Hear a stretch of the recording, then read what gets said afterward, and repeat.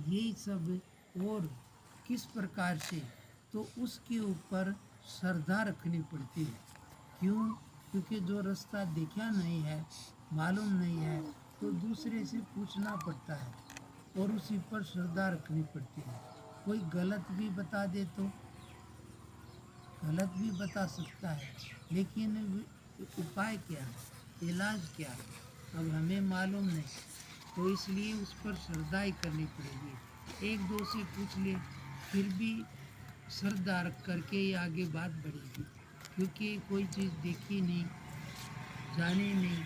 अब कोई बोल दे कि भाई गंगा जी इधर है, तो पहले पता नहीं होगी कि नहीं होगी, लेकिन फिर भी श्रद्धा कोई रखेगा तो क्या होगा कि श्रद्धा रखेगा और चल पड़ेगा उसकी बात पर। पहले थोड़ा विश्वास करना पड़ता है। विश्वास में दुविधा रहती है, जहर है ना, विष, उसमें बचना पड़ता है।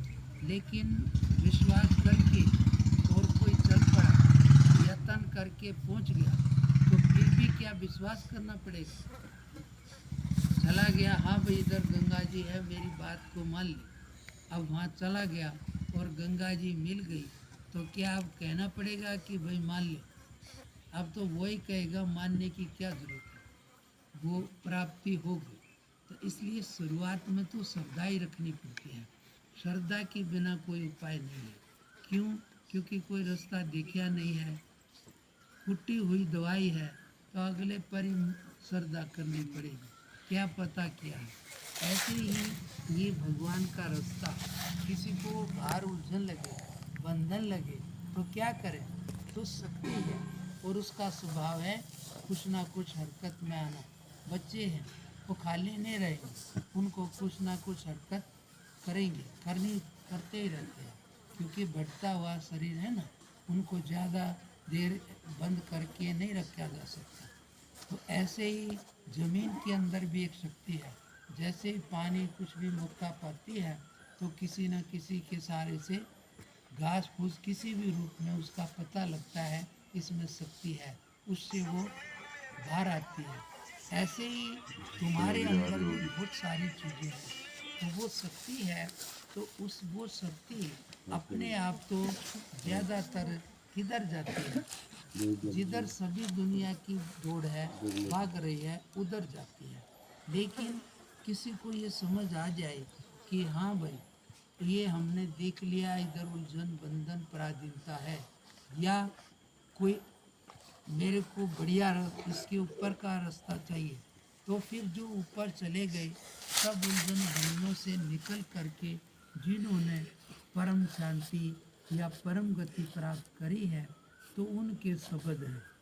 उन शब्दों पर श्रद्धा, यानी कि ये जैसा है वैसा सही है, इसी का नाम श्रद्धा है।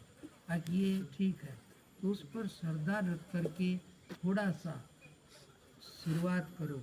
अर्थात इन्होंने जो बोला है, कैसे पहुँचे हैं, तो हम भी कोशिश करेंगे, यत्न करेंगे, तो धीरे धीरे हम भी पहुँच जाएंगे। ये कहाँ से शुरुआत होएगी? इस धर्म के रास्ते की शुरुआत कहाँ से होती है? श्रद्धा से होती है।